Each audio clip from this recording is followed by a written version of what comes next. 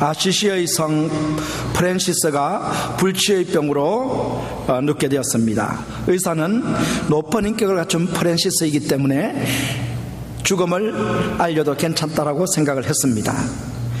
사망 선고를 받는 순간 프랜시스의 얼굴은 태양처럼 밝게 빛났다고 합니다. 그는 죽음의 앞에서 적흥시를 읊었습니다. 나의 죽음을 인하여 주를 찬양할지라. 죽음에서 피할 수 없음은 축복 중의 축복이니 두 번째 죽음이 나를 해치 못하리라. 하나님의 뜻에 자기를 맡기는 자여 그대에게 축복이 있으리라. 성 프랜시스는 육체의 죽음을 두 번째의 죽음이라고 표현을 했습니다. 예수님을 믿어 죄에 대해서 죽은 자신을 첫 번째의 죽음으로 인정을 한 것입니다. 그러나 실상은 예수님을 믿은 사람들은 두 번은 죄의 죽음이 없습니다. 그 영혼이 살아서 우리 육체가 죽더라도 천국에서 영원히 살게 된다는 사실을 우리는 너무나 잘 알고 있습니다.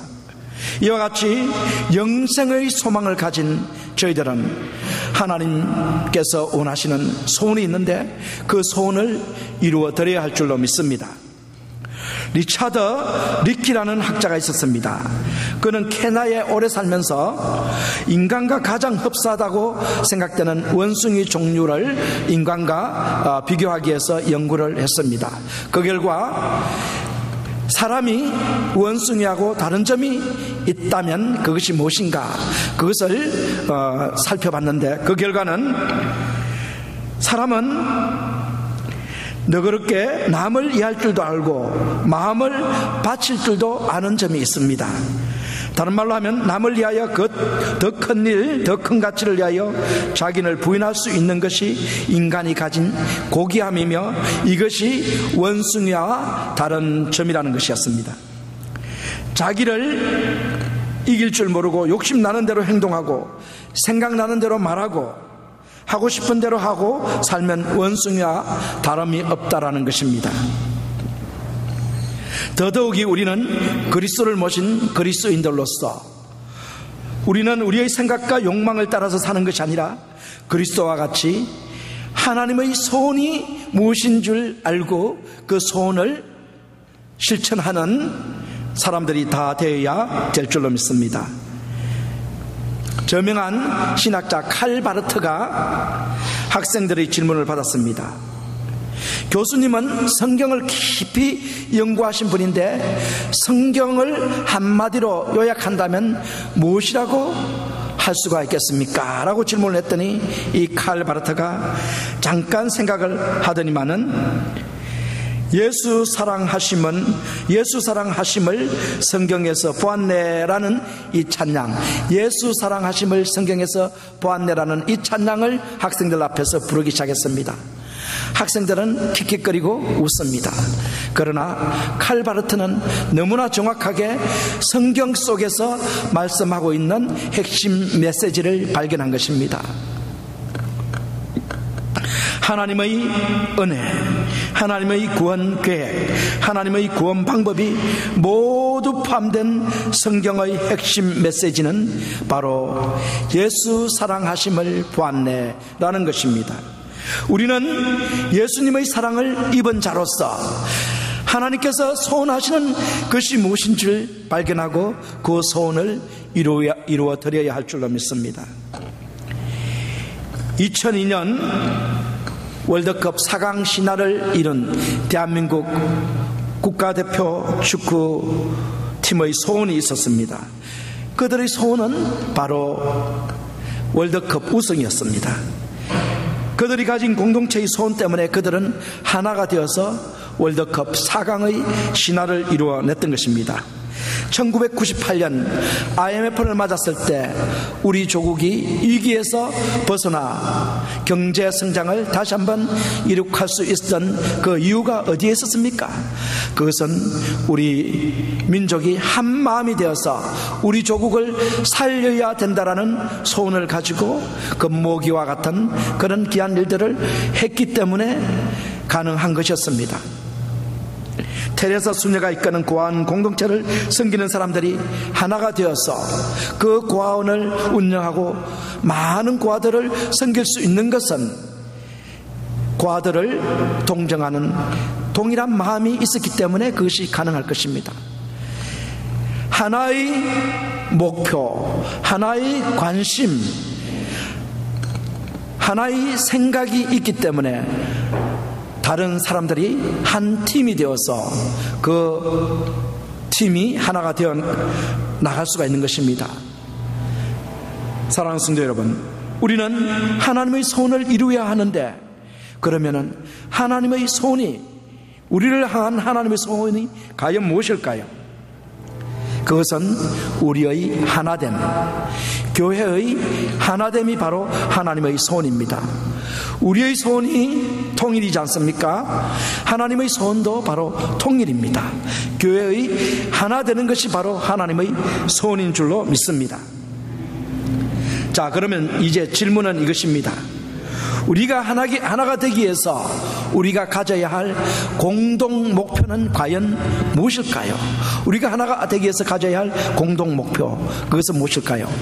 오늘 본문 말씀 속에서 그 공동의 관심사를 우리가 찾아볼 수 있는데, 그것은 아름다운 교회를 만들고 보존하기 위해서 우리가 하나가 되어야 하는데, 우리가 추구해야 할 목표는 성령께서 우리들을 하나로 만들어 주셨는데 그 하나됨을 힘써 지키는 것이 바로 우리의 공동 목표입니다. 성령께서 만들어 주신 그 하나됨을 힘써 지키는 것이 바로 우리의 동일한 목표라는 말씀입니다. 자, 그러면 성령께서 무엇을 통해서 우리를 하나 되도록 만들어 주셨을까요? 성령께서 과연 무엇을 가지고 우리가 하나가 되게 해 주셨을까요? 이것을 먼저 살펴봐야 합니다. 그런 다음에 성령께서 하나로 만들어 주신 이 공동 목표를 이루기 위해서, 교회의 하나됨을 지키기 위해서 우리가 해야 할 일이 또한 무엇인가를 또 우리가 알아야 됩니다. 그래서 본설교에서는 두 가지를 우리가 캐치를 해야 됩니다. 두 가지를 파악해야 되는데, 하나는 성령께서 무엇을 통해서 우리를 하나 되게 해주셨을까, 이것을 캐치해야 되고, 또 다른 하나는 성령께서 우리를 하나 되게 만들어주신 이 교회의 하나됨을 지키기 위해서 우리는 과연 무엇을 해야 할 것인가에 대해서 우리는 파악을 하셔야 되는 것입니다. 자, 먼저 그러면은 성령께서 우리를 하나 되도록 하기 위해서 만드신 일 8가지를 살펴보도록 하겠습니다. 4절 5절 말씀 속에 그 해답을 찾을 수가 있겠습니다. 다 같이 읽어보시겠습니다. 시작. 몸이 하나이요 성령이 하나이니 이와 같이 너희가 부르심의 한 소망 안에서 부르심을 입었느니라. 주도 하나이요 믿음도 하나이요 침례도 하나이요 하나님도 하나이시니 곧 만유의 아버지시라. 만물 위에 계시고 만유를 통일하시고 만유 가운데 계시도다. 여기에서 성령께서 교회를 하나 되게 하신 일들을 8가지 발견할 수가 있습니다. 여러분께서는 세마라는 말을 들어보셨을 것입니다.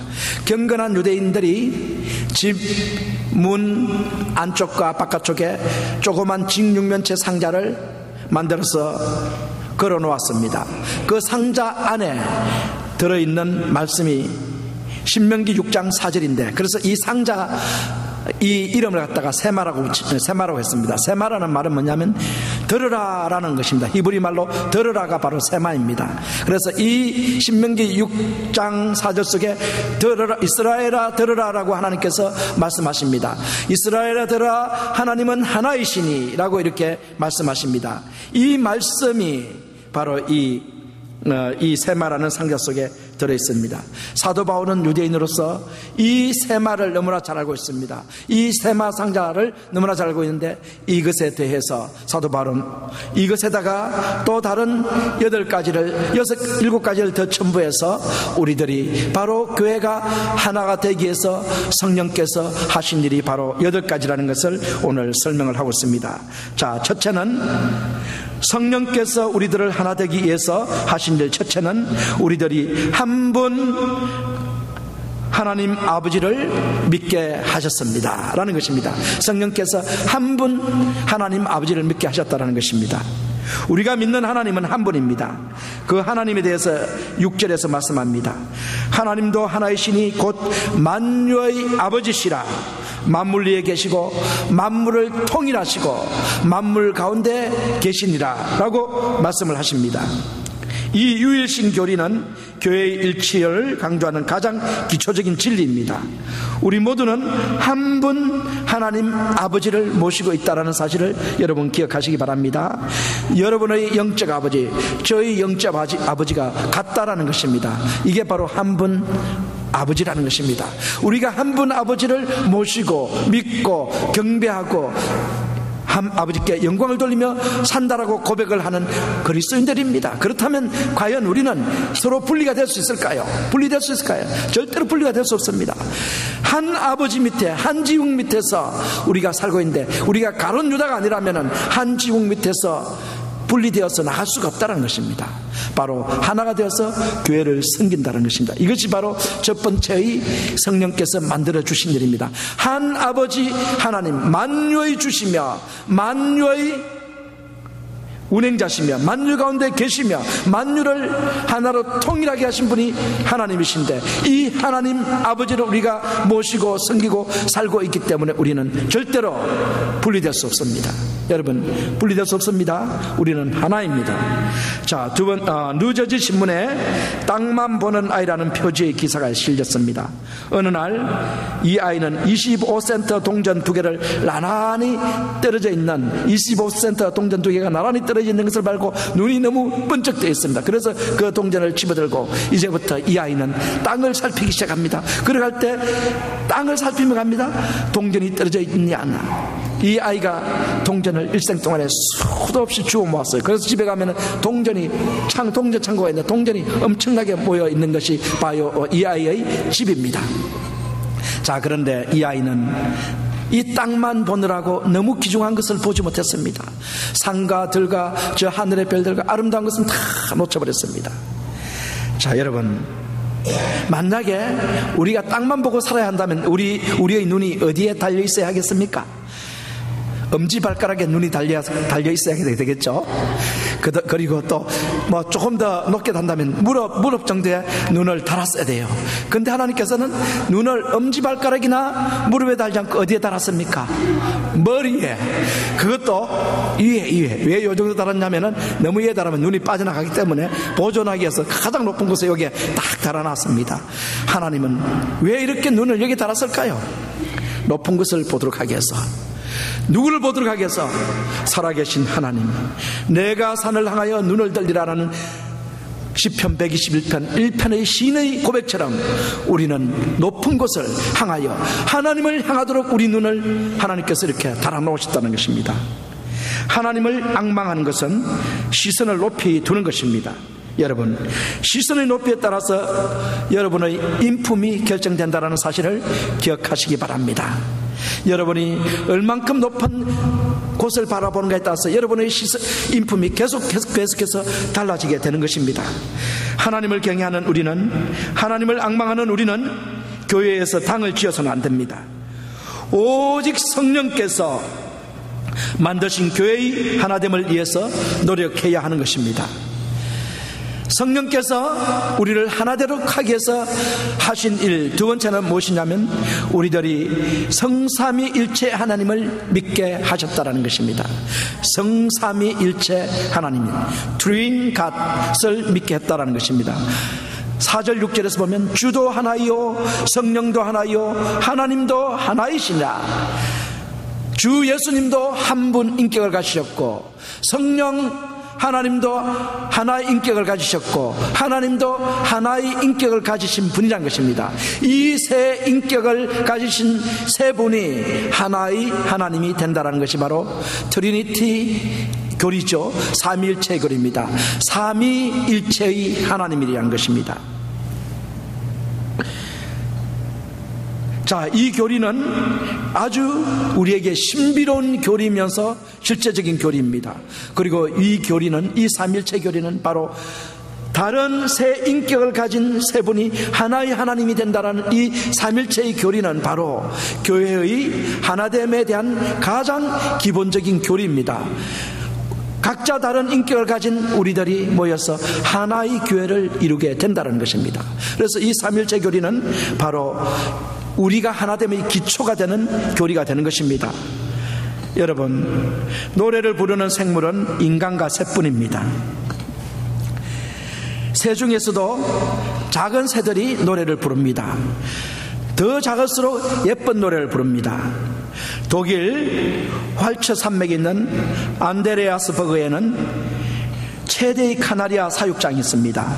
20만 마리가 그 카나리아 사육장이 있는데 그 카나리아를 사육해서 팔게 되는데 팔 때 절대로 팔지 않는 새가 있는데 그것은 뭐냐면 솔로리스트입니다. 솔로리스트들이 그 카나리아들 중에서 있는데 그것들은 제일 먼저 노래를 시작을 합니다. 그러면 카나리아들이 수많은 카나리아들에 따라서 노래를 부릅니다. 그러면 그 아름다운 이 카나리아 노래가 울려 퍼지게 됩니다. 그래서 그 절대로 팔지 않는 새들이 바로 솔로리스트인 카나리아들이라는 것입니다.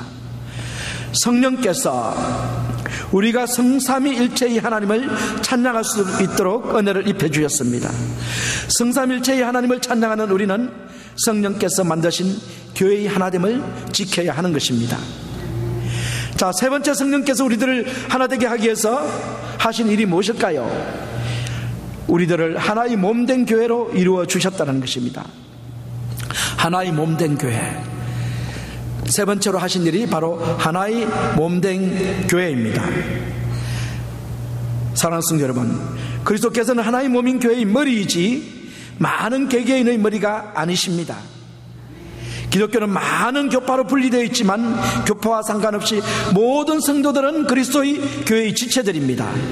또한 우리 교회의 각 성도님들은 우리 교회의 지체들이라는 것을 여러분 기억하시기 바랍니다. 여러분 각자가 모여서 하나의 교회를 만든 것입니다. 카본델 비전 교회가 만들어지는 것입니다. 그렇기 때문에 우리 각자가 얼마나 소중한지 모릅니다.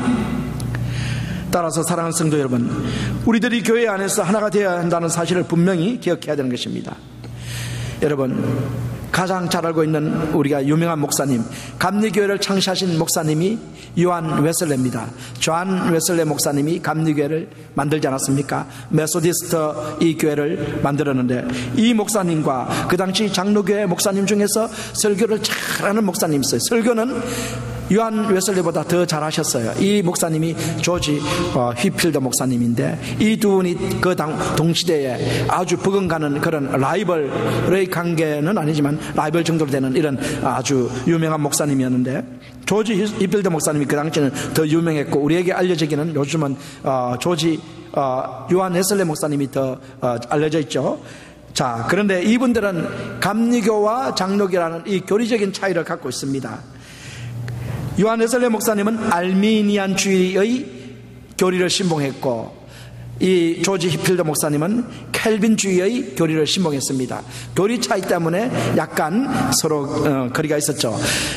그런데 직구전 사람들은 이 두 목사님을 더 분리시키기를 원했어요.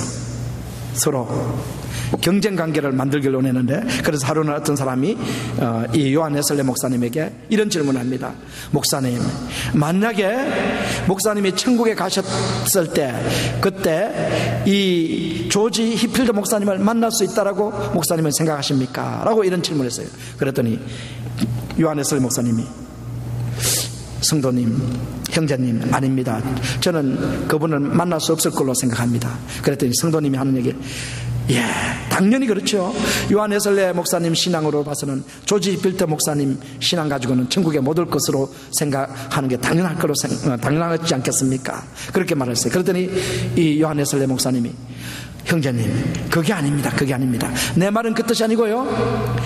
나는 조지 히필더 목사님하고 비교했을 때 조지 히필더 목사님은 인격이 너무나 훌륭한 분이시고 나보다 훨씬 설교도 잘하셔서 많은 사람들을 주님께로 인도하시는 분이기 때문에 이 조지 히필더 목사님은 주님 가까이 계실 분이시기 때문에 나는 절대로 그분이 계신 곳에 가까이 갈 수가 없을 것입니다 라고 대답을 했다는 것입니다. 비록 이 교리의 차이는 있지만 요한 웨슬리 목사님은 이 조지 길더 목사님을 존경하고 사랑한 그런 분이시다는 것입니다. 교리적인 차이가 있지만은 하나라는 것입니다. 우리 교회 안에서 같은 교리를 믿고 같은 하나님을 섬기고 있는 우리 교회 안에서 왜 우리가 분리되어야 하겠습니까? 우리는 하나가 되어야 되는 거예요. 하나. 아멘이세요? 하나입니다. 우리는. 네 번째, 성령께서 우리들에게 하나 되게 하기 위해서 하신 것은 우리 각자의 마음에 성령께서 내주하시는 거예요. 우리 각자 안에 누가 계신다고요? 성령께서 계세요. 저 안에 계시는 성령님과 여러분 안에 계시는 성령님이 같을까요? 다를까요? 달라요? 같아요. 한 성령님입니다. 그래서 오늘 말씀하지 않았습니까? 한 성령님, 성령도 하나이고 라고 말씀하십니다. 성령님은 한 분이십니다. 우리 안에 계신 성령님, 우리 각자 안에 계신 성령님이 한 분이십니다. 우리 안에 내주하신 한 분 성령께서 우리 각자에게 능력을 부으시고 우리 각자를 인도하시고 우리 각자에게 은사를 주셔서, 은사가 비록 다르지만은 한 성령께서 주신 그 은사를 가지고 주님을 섬기는 자들이 되게 만들어 주셨다는 것입니다. 다양한 배경과 다양한 성격을 가진 개인들을 성령께서 조화로운 공동체로 만들고 계신다는 사실을 여러분 기억하시기 바랍니다. 따라서 우리들은 교회 안에서 하나가 되어야 합니다. 자, 이제 다섯 번째, 성령께서 우리를 하나 되게 하기 위해서 우리 각자에게 한 소망을 주셨다라는 사실을 기억하시기 바랍니다. 두 가지 소망입니까? 한 가지 소망입니까? 한 가지 소망을 주었어요. 제가 가진 소망과 여러분들이 가진 소망은 같아요? 달라요? 같다라는 것입니다. 이게 아주 중요합니다. 이 소망은 무엇일까요? 사도 바울이 한 소망을 주셨다고 말씀했을 때 이 소망은 과연 무엇이겠습니까? 이 소망은 바로 천국 소망입니다. 아멘이십니까?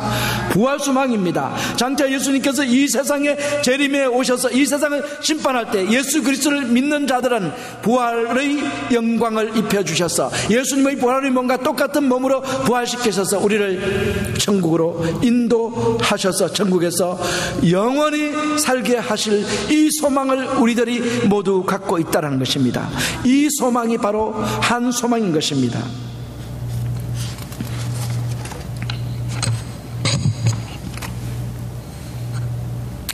빌립보서 3장 21절에서 우리의 낮은 몸을 자신의 영광의 형체와 같이 변화시키시리라 라고 주님께서 말씀해 주셨는데, 우리의 낮은 몸이 주님의 영광의 몸과 같이 변화될 날이 있다는 사실을 여러분 기억하십시오. 이게 부활의 소망입니다. 하나님 아버지께서는 성령을 통해서 그의 아들을 믿는 우리에게 동일하게 어떤 차이도 없이 어떤 편애도 없이 지난날의 제2 경중에 차별도 두지 않고 그리스도를 믿는 우리 모두에게 그리스도의 부활의 영광을 소유할 하나의 소망을 갖게 하셨습니다. 이 얼마나 놀라운 하나님의 은혜입니까? 우리는 한 소망, 부활의 소망을 가진 자들입니다. 따라서 우리 모두 파당을 지어서는 안 된다는 사실을 기억하셔야 할 것입니다. C.S. 루이스의 글자 스크루테이프 레터스라는 글이 있는데, 책이 있는데, 이 책은 사단이 악마들을 훈련시키는 내용으로 만든 이야기입니다. 이야기의 글입니다. 사단이 이런 말을 합니다. 기독교인을 실패시키는 방법은 아주 쉽습니다. 깃발을 쳐다보지만 않게 만들면 됩니다. 땅의 것과 육의 것에 재미와 흥미를 붙여서 땅만 내려다보면서 정신없이 살게 만들어 깃발만 쳐다보지 않게 하면 그들은 가까운 시간 안에 썩어 시들 것입니다. 여기에서 깃발이란 예수님께서 높이 쳐던 부활과 영생의 소망을 말씀한 것입니다. 사실상 이것을 뺀다면, 다른 어떤 목적으로 교회에 오게 된다면 곧 얼마 안 가서 신앙이 시들어버리고 교회는 사라져버릴 것입니다. 그러나 우리에게 부활의 소망이 있기 때문에, 영생의 소망이 있기 때문에, 한 소망이 있기 때문에 우리는 믿음이 결코 시들어버리지 않고, 우리 교회는 결코 망하지 않고 계속 지속될 것입니다. 한국에 가면은 침례교 중에서 강원도에 춘천 근처에 가보면은 요즘은 크게 봉하는 한 교회가 있는데, 그 교회 목사님이 작년 우리 침례교 총회에 와서 설교를 하시면서 하신 말씀이 있는데, 우리 교회에서는 뭐만 가르치냐면 오직 한 가지, 부활, 주님의 부활만 가르친다. 다른 거 안 가르친다 그래요. 주님의 부활 때문에 내가 신앙생활을 한다. 주님의 부활 때문에 내가 살아간다. 주님의 부활 때문에 우리가 믿는다. 주님의 부활 때문에 우리가 모인다. 찬양해도 부활의 찬양이요, 모든 것의 부활이에요. 이 부활을 교회에서 계속 외치니까 이 교회가 점점 커가더니만 놀라운 부흥을 하게 됐다라는 것이 바로 그분의 간증이었습니다. 기독교에서 가장 중요한 게 뭐냐면 부활입니다. 이 부활했습니다. 초대교회가 생겨난 것이 왜 생겨났습니까? 예수님의 부활 때문에 생긴 것입니다. 예수님이 계셨던 무덤이 비었다는 거예요. 빈 무덤이라는 거예요. 빈 무덤. 위대한 성자들의 무덤은 다 소크라테스의 무덤도 있고 석가모니의 무덤이 있습니다. 석가모니의 무덤은 얼마나 유명하냐면, 석가모니의 무덤 속에서 그 속에서 석가의 뼈가 굳어서 된 이 사리를 발견했다고, 이것을 가지고 사람들이 얼마나 석가를 칭송하고 그런지 모릅니다. 그러나 예수님의 무덤은 어떻습니까? 비었다는 게 비었어. 빈 무덤이야. 왜 비었습니까? 무덤에는 죽은 자만 있는 것이에요. 그러나 예수님은 살아나신 하나님의 아들이십니다. 그 살아나신 하나님의 아들이 우리의 주가 되신 것입니다. 그래서 이 부활의 소망으로 인해서 우리는 교회에서 섬기고 교회에서 신앙생활하며 우리가 이 세상에서 어떤 환경 속에서도 기뻐하며 살아갈 수가 있는 것입니다. 그렇기 때문에 우리는 이 교회에서 한 부활의 소망을 가지고 있기 때문에 우리는 교회에서 하나가 될 수밖에 없다는 것을 주님께서 말씀하십니다. 자, 여섯 번째, 성령께서 우리들을 하나 되게 하기 위해서 만드신 것이 바로 우리에게 한 믿음을 주셨다라고 했어요. 믿음도 하나이고라고 사도 바울이 오늘 말씀을 했습니다. 믿음은 두 가지 종류가 있는데, 하나는 신조의 믿음이며 다른 하나는 신앙의 믿음이 있습니다. 신뢰의 믿음이 있습니다. 이 두 가지 믿음이 있는데, 이 신조라는 것은 교리적인 믿음이죠. 예를 들자면 삼일체의 교리, 또 부활의 교리, 예수님의 재림의 교리, 이런 것들이 바로 신조입니다. 크리트, 신조인데, 이 신조의 믿음이 있고 신조에 대한 믿음이 있고, 또 하나는 우리가 또 하나님을 신뢰함으로 우리 생활이 회복될 것이라는 이런 신뢰의 믿음이 있습니다. 자, 여기 그런데 사도 바울이 한 믿음을 우리에게 주셨다고 했을 때는 바로 무엇이냐면은 신조의 믿음을 말씀하는 것입니다. 우리가 예배할 때 요한복음 4장 24절에서 뭐라고 말씀하십니까? 하나님은 신령과 진정으로 예배하는 자들을 찾으시니라 라고 말씀을 하십니다. 신령과 진정으로 예배하는 자들을 지금도 찾고 계신다라고 말씀하신데, 여기서 신령과 진정은 과연 무엇일까요? 신령이라는 것은 소울입니다. 우리의 영혼을 다하여, 우리의 정신을 다하여, 우리의 혼을 다하여, 우리의 모든 노력을 다해서 하나님께 예배하는 것이 바로 신령입니다. 신령으로 예배하는 것입니다. 진정으로 하는 것은 트루스입니다. 트루스, 알레테이아, 진리입니다. 진리로서 예배하는 것입니다. 진리는 바로 누구냐면 예수님의 말씀, 예수님 안에서, 하나님의 말씀 안에서. 예수님이 곧 진리십니다. 길이시요 생명입니다. 이 예수를 떠나면 진리가 없는 것입니다. 그래서 예수님 말씀 안에서, 예수님 안에서 예배하는 이것이 바로 진정으로 예배하는 것입니다. 자, 그래서 우리가 이제 분명히 기억해야 될 게 뭐냐면, 이 진리를 떠난 예배는 아무리 열심으로 예배를 해도 이건 하나님께서 받으실 수가 없는 것입니다.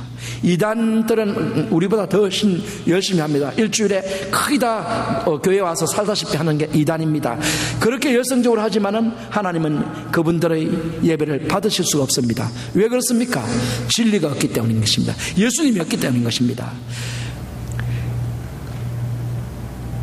또 하나님께서 너희를 서로 사랑하라, 너희는 서로 사랑하고 하셨는데, 이 말씀을 무시하고 서로 미워하는 가운데 모여서 예배하면은 하나님께서는 이 진리가 없기 때문에 그 예배도 받지 않으시는 것입니다. 하나님 앞에 상달되는 예배는 신령과 진정으로 예배하는데, 하나님 앞에 우리가 찬양할 때도 열정을 다하여서 찬양을 드리고, 또 우리가 진리 안에서 찬양하며 예배하는 이 신령과 진정으로 드리는 이 예배를 하나님께서는 받으시고 상달되는 예배로 인정을 하시는 것입니다. 간단히 말씀드리면 한 믿음이란 진리이신 예수님을 믿는 믿음을 말씀하는 것입니다. 진리를 떠난 이 믿음은 바로 다른 믿음인 것입니다. 그래서 우리가 믿는다 그러면은 예수 그리스도, 진리이신 이 예수님을 믿는 이 믿음을 얘기하는 것입니다. 우리가 그렇기 때문에 다 같은 믿음을 믿고 있는 것입니다. 그렇기 때문에 우리는 교회 안에서 그리스도의 진리에 공통적인 헌신을 해야 할 것입니다. 그래서 하나가 되어야 한다는 것입니다. 자, 7번째, 성령께서 우리들을 하나 되기 위해서 우리에게 해주신 일이 무엇인가 하면은 하나의 침례를 받게 하셨다는 것입니다. 여기서 말한 침례는 우리 각자가 그리스도의 몸의 부분이 되기 위해서 침례를, 성령께서 인을 쳐주시는 이 성령 침례를 말씀하는 것이 아니고 물 침례를 말씀하는 것입니다. 물 침례를 받을 때 우리는 성부, 성자, 성령의 이름으로 우리 교회 회중 앞에서 침례를 받게 되는데, 이것은 바로 내가 이제는 하나님의 교회의 일부가 되었다, 지체가 되었다라는 것을 선포하는 것입니다. 이게 바로 물침례인데, 우리가 물침례를 받을 때 성부, 성자, 성령의 이름으로 침례를 받습니다. 그렇기 때문에 우리가 받은 침례는 다 동일한 것입니다. 그렇기 때문에 사도 바울이 말합니다. 침례도 하나이다. 네가 받은 침례, 내가 받은 침례, 이것이 다 다르다는 것이 아닙니다. 하나의 침례입니다. 그렇기 때문에 우리는 교회 안에서 하나가 될 수밖에 없다는 것입니다.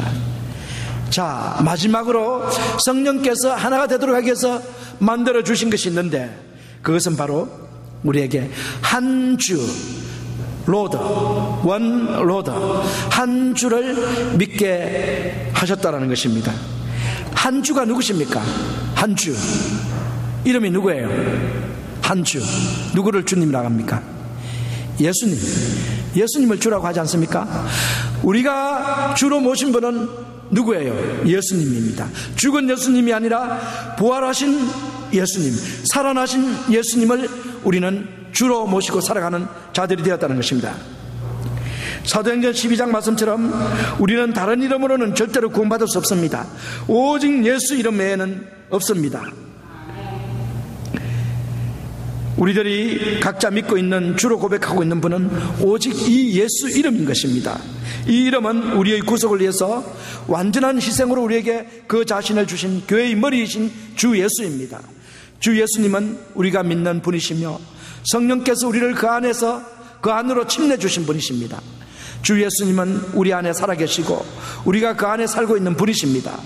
주 예수님은 이 세상 마지막 날 이 땅에 오셔서 우리를 구원해 주셔서 천국으로 인도하실 분이십니다.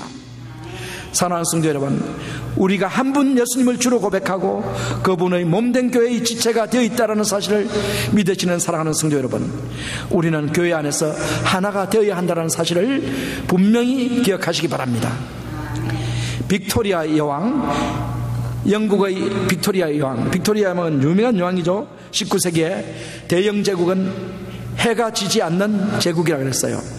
그만큼 번성했던 대영 제국이 지금은 거의 조그만 나라로 축소되어 있죠. 지금 미국이 전 세계를 이렇게 장악하고 있는 이런 형편인데, 그 당시는 대영 제국이 전 세계를 장악하고 있었습니다. 그때 왕이 누구였냐면 빅토리아 여왕이었어요. 빅토리아 여왕, 이 유명한 여왕이죠. 이 빅토리아 여왕은 아주 믿음이 신실하신 분이십니다. 신실하신 분이에요.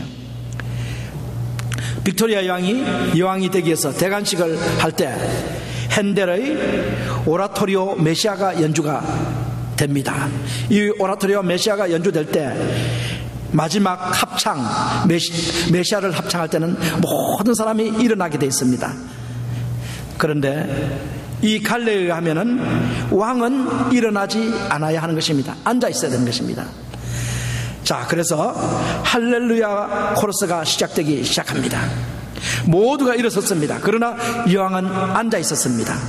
그러다가 할렐루야의 마지막 부분, 왕의 왕 만유의 주가 울려 퍼질 때 빅토리아 양이 펄떡 일어났습니다. 왕좌에서 일어나 가슴을 손에 얹었습니다.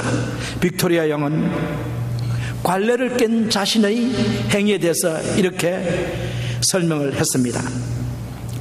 나는 대영 제국의 왕이지만, 왕에 불과하지만 그리스도는 만왕의 왕이시며 온 우주의 왕이십니다. 온 우주의 왕이십니다. 우리는 만왕의 왕이시며 우주의 주이신 예수님을 주로 모두 고백하고 있는 분들이라는 사실을 기억하시기 바랍니다. 이와 같이 지구하신 주 예수님을 주로 모신 우리가, 똑같이 주 예수님을 모신 우리가 어떻게 교회에서 분리가 될 수 있겠습니까? 사랑하는 성도 여러분, 지금까지 성령께서 우리를 하나 되게 하기 위해서 우리를 위해서 하신 일들 8가지가 무엇인지에 대해서 전달했습니다. 첫째는 우리가 한 분 하나님을 믿도록 해주셨습니다. 둘째는 성삼위 삼일체 하나님을 믿도록 해주셨습니다. 셋째는 우리가 하나의 몸을 이루도록 해주셨습니다. 넷째는 성령께서 우리 각자 안에 내주해 계십니다. 다섯 번째는 우리가 한 소망을 갖도록 해주셨습니다. 성령께서 하신 7번째는 우리가 한 침례를 받게 하셨습니다. 8번째는 우리가 한 주 예수님을 믿도록 해주셨습니다. 사랑하는 성도 여러분, 성령께서 이와 같이 8가지를 행하셔서 우리들이 하나가 되게 만들어 주셨다는 사실을 기억하시기 바랍니다. 따라서 우리들이 교회 내에서 싸움을 하거나 일치가 되지 않아서 편을 만들거나 하는 것은 우리들이 하나님의 기대에 얼마나 벗어나 있는가를 우리는 생각해 봐야 하는 것입니다. 거룩한 성경의 권위를 인정하시는 분은 성경이 원하시는 대로 살 것입니다. 따라서 만약에 이 자리에 계신 분들 가운데 불일치되게 한 죄를 범한 적이 있으셨다면 그 죄를 회개하시기 바랍니다. 직접적으로 했던 간접적으로 했던 불일치되게 한 죄에 대해 회개하시기 바랍니다. 무관심한 것도 죄입니다. 불일치되는 것을 보고도 무관심하였다라면 그것도 회개하시기 바랍니다. 그리고 하나님의 백성들인 우리 모두 사랑의 교제를 회복할 수 있도록 하나님께 기도를 드리시기를 바랍니다. 자, 이제 지금까지 우리가 성령께서 하신 일을 8가지 살펴봤습니다. 교회가 하나 되기 위해서 하신 일 8가지 살펴봤는데, 성령께서 우리를 하나 되게 만들어 주셨습니다. 자, 그러면 성령께서 하나 되게 만들어주신 이것을 우리는 지켜야 하는데, 이것을 지키기 위해서 우리가 해야 할 일, 이것이 바로 뭐냐면 우리는 하나님께서 불러주신 그 부르심에 합당히 행하는 것이라고 말씀을 하십니다. 1절을 다 같이 한번 읽어보시겠습니다. 1절 다 같이 시작. 그러므로 주 안에서 같이 내가 너희를 권하노니 너희가 부르심을 이번 부름에 합당하게 행하며, 합당하게 행하라는 것입니다. 자, 사도 바울은 고백하기를 주 안에 갇힌 내가 이렇게 말합니다. 주 안에 갇혔다. 이건 무슨 얘기냐면, 주 안에라는 것은 in 크리스토인데, in 크리스토, in 지저스 인데, 이것은 예수님 때문에, 예수님을 위해서, 예수님과 관련해서 이런 의미입니다. 이 예수님 때문에 내가 갇혀서 죄수가 되어서 로마 감옥에 있다는 것입니다. 그런데 사도 바울이 이 죄수가 되었지만 당당하게 이렇게 에베소 성도님들에게 말할 수 있는 것은 이유가 있습니다. 바로 예수 그리스도 복음을 전하기 위해서 사도 바울이 갇혔기 때문입니다. 또한 예수 그리스도의 복음을 전해서 자신이 갇혔기 때문에 에베소 성도들이 구원을 받을 수 있었기 때문입니다. 그래서 이 사도 바울의 이 고난은 바로 주님의 영광을 위한 것이고, 또한 자기의 영광이 되며 에베소 교회 성도들의 영광이 되는 것이었습니다. 그래서 우리가 잘 기억하셔야 돼요. 우리가 예수님을 섬기며 믿고 섬기죠. 예수님을 위해서 헌신해 나가는데 고난이 옵니다. 참 어렵습니다. 어떤 경우에는 핍박이 옵니다. 어떤 경우에는 손가락질을 당합니다. 어떤 경우에는 참 건강도 해쳐집니다. 이럴 때 우리는 어떤 생각을 해야 될까요? 바로 이것은 주님을 위한 영광이요, 또한 나의 영광이요, 또 그 다음에 또 어떻게 되는 것입니까? 내가 섬기고 있는 그분들의 영광이 되는 일이다라는 이것을 기억하면은 우리가 이 고난을 쉽게 견뎌나갈 수 있다는 것입니다. 또 두 번째로 믿음을 우리가 생각해야 할 텐데, 믿음의 사람은 고난 속에서도 담대한다는 것입니다. 사도 바울은 담대하게 복음을 선포하고 에베소 성도들에게 사랑의 겉면을 담대하게 하고 있습니다. 감옥소에 있지만은 바깥에 있는 자유로운 사람들에게 겉면을 하는 이 내용을 볼 수 있습니다. 이것은 우리에게 큰 교훈을 주는데, 어떤 고난에 있더라도 우리는 그리스도 안에서 담대하게 다른 사람을 겉면할 수 있고, 다른 사람을 위해서 기도해 줄 수 있고, 다른 사람을 위해서 헌신할 수 있는 이것을 주님께서 말씀해 주시는 것입니다. 자, 세 번째는 부르심에 대한 내용인데, 1절 말씀 속에 보면 너희가 부르심을 받은 그 부르심의 합당이라고 하면서 부르심을 두 번 강조를 하고 있는데, 이 콜링 그리고 이 클래시스라는 이것은 바로 부르심이라는 것은 두 종류가 있는데, 하나는 사역자로 미니스트리로 부르심이 있고, 또 하나는 성도로 부르심이 있는데, 여기에서의 부르심은 성도로서의 부르심입니다. 하기오서, 성도로서의 부르심을 말하는 이 부르심입니다. 여러분들이 성도로 부름을 받았기 때문에, 하나님께서 여러분을 성도로 불러주셨기 때문에 이 부름은 바로 하나님의 은혜라는 것입니다. 부르심은 하나님의 선택과 예정을 강조하는 용어란 사실을 기억해야 합니다. 하나님께서 우리를 창세전에 우리를 하나님의 자녀로 예정하셔서, 선택하셔서 예정하셔서, 하나님의 때에, 하나님의 크로노스, 하나님의 그 시간에 우리를 불러서 우리를 예수 그리스도를 믿어서 하나님의 자녀가 되게 해주셨습니다. 이 놀라운 부름의 은혜를 입은 사도 바울이 그 사실을 강조하기 위해서 두 번씩이나 부르심이라는 단어를 사용해서 우리의 특권을 말씀한 것이 바로 본문 1절입니다. 사랑하는 성도 여러분, 우리는 스스로 하나님의 자녀가 될 수가 없습니다. 하나님께서 선택하시고, 하나님께서 예정하시고, 하나님께서 불러주셔서 우리가 하나님의 자녀가 된 것이에요. 예수 그리스도를 믿은 것은 우리 스스로 된 것이 아니라 하나님께서 선택하시고 예정하시고 불러주셔서 하나님의 자녀가 되었다는 것입니다. 이 놀라운 하나님을 은혜를 입었다는 것을 저와 여러분은 늘 기억하셔야 될 것입니다. 자, 이 부르심에 합당하게 우리는 생활을 해야 되는데, 이 합당하게 생활하는 것은 바로 성령께서 하나되게 하신 것, 우리 교회를 하나되게 하셨는데 그것을 굳게 지키는 것입니다. 자, 합당하게라는 것은 무슨 뜻인가 하면 무게 있게, 이런 뜻입니다. 뭐뭐와 같이 무게 있게, 또 뭐뭐와 같이 같은 무게로라는 뜻입니다. 바울 사도가 상품을 팔 때 무게를, 바울 사도 시대에는 상품을 팔 때 무게를 천칭에다가, 이 천칭 저울에다 달아가지고 이 상품을 팔곤 했었습니다. 이 상품을 저울에 팔 때 무게가 덜 나가면 상품의 가치가 떨어지는 것입니다. 마찬가지로 저와 여러분의 태도와 행동이 스탠다드 웨이, 하나님의 표준 저울에 달았을 때 무게가 덜 나간다면 저와 여러분은 가치가 적은 그리스도인인 것입니다. 여러분 과연 무게가 있는 그리스도인, 가치가 있는 그리스도인입니까? 아니면 무게가 덜 나가는 그리스도인입니까? 어떤 그리스도인입니까? 사랑하는 성도 여러분, 모두 무게가 잘 나가는 그리스도인이신 줄을 믿으시길 바랍니다. 모두 무게가 잘 나가는 그리스도인이 우리 교회 성도님들은요. 사랑하는 성도 여러분, 사도 바울이 권면을 합니다. 너희는 부르신 그 부름에 합당하게 행하라. 합당한 혹은 합당하게는 주님께 합당한 생활, 복음에 합당한 생활, 회개에 합당한 생활 등에 사용됩니다. 따라서 우리가 부름에 합당하게 행하는 것은 우리가 그리스도인들이라는 우리의 고백에 일치되는 그리스도인의 삶의 질을 말씀하는 것입니다. 우리는 마태복음 3장 8절 말씀처럼 회개에 합당한 열매를 맺어야 합니다. 우리는 빌립보서 1장 27절 말씀처럼 오직 그리스도 복음에 합당하게 생활해야 합니다. 우리는 골로새서 1장 10절 말씀처럼 주께 합당히 행하여 범사에 주님을 기쁘시게 해야 합니다. 또한 우리는 마태복음 10장 38절 말씀처럼 우리 각자 자신의 십자가를 지고 주님을 쫓아야 주님께 합당한 제자입니다. 미국이 낳은 훌륭한 크리스찬 중에 글렌 커닝햄이라는 사람이 있습니다.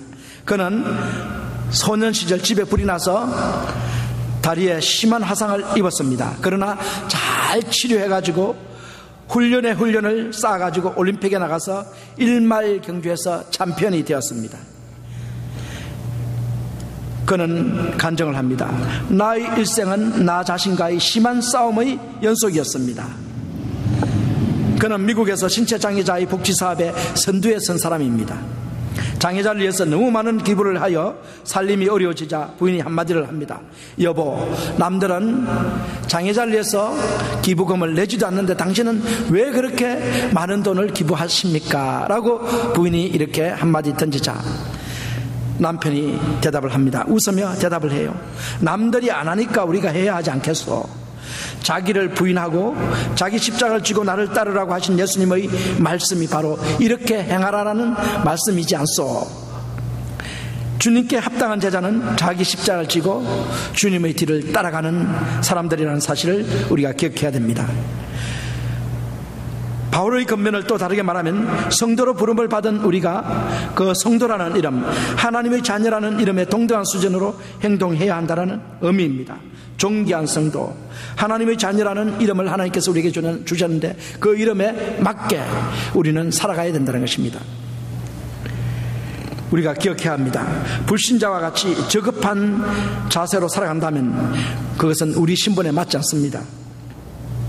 구원을 받은 사람이 구원받지 않는 사람들은 살 수 있다라고 주장하는 사람들이 있습니다. 이것은 이단입니다. 우리가 예수님을 우리의 삶의 주인으로 영접할 때 우리는 우리 자신의 뜻대로 사는 생활에서 벗어나 주님께서 다스리는 생활을 하게 되는 것입니다. 만약에 우리가 주님의 말씀에 불순종하고 계속 살게 된다면 우리는 우리 안에 주님이 과연 계신가를 우리는 살펴보아야 하는 것입니다. 사랑하는 성도 여러분, 불신자들이나 신앙이 약한 분들은 성경을 읽는 대신에 우리들을 읽고 있다는 사실을 여러분 기억하시기 바랍니다. 그리스도인들은 입으로 성경을 이야기하고 풀어줌으로써 사람들에게 복음을 전하려고 하고 있습니다. 그런데 믿지 않는 사람들은 우리가 하는 말에 못지않게 우리가 행하는 행동들을 보게 된다는 사실을 기억하시기 바랍니다. 플랭클린 박사가 일본에서 선교를 할 때 경험했던 이야기입니다. 이 플랭클린 박사가 일본 섬마다 배를 타고 돌아다니면서 선교를 하고 밤늦게 집에 돌아옵니다. 하루는 밤에 늦게 집에 돌아왔는데 어떤 사람이 헐레벌떡 찾아와가지고 선교사님, 저 어떤 섬에 지금 어떤 한 사람이 복음을 듣기를 원합니다. 내일 가주실 수 없으시겠습니까? 라고 이렇게 부탁을 했습니다. 그랬더니 프랭클린 이 목사님이 너무 지쳐서 힘이 들어서 내일은 도무지 갈 수가 없을 것 같아. 그래서 새로 믿은 일본인한테 내 대신 당신이 이 성경책을 들고 그 섬에 가서 그분에게 복음을 전해주시면 안 되겠습니까? 라고 부탁을 했습니다. 그랬더니 이 성도가 하는 말이, 플랭클린 목사님, 그것은 안 됩니다. 왜냐하면 그분은 아직 성경을 읽을 때가 되지 않았습니다. 성경은 목사님이나 저와 같은 사람이 성경을 읽는 것이고 그분은 목사님, 플랭클린 목사님을 읽고 있습니다 라고 대답을 했다는 것입니다. 그래서 이 플랭클린 목사님이 밤에 자면서 머릿속에 떠나지 않는 그 말이 있었습니다. 그것이 바로 뭐냐면, 그 사람은 지금도 성경 대신에 프랭클린 목사님을 읽고 있습니다 라고 하는 이 말이 머리에 떠나지 않습니다. 그래서 그 다음날 아침 일찍 새벽에 짐을 챙겨가지고 이 프랭클린 목사님이 그 섬에 가서 복음을 전했다라는 것입니다.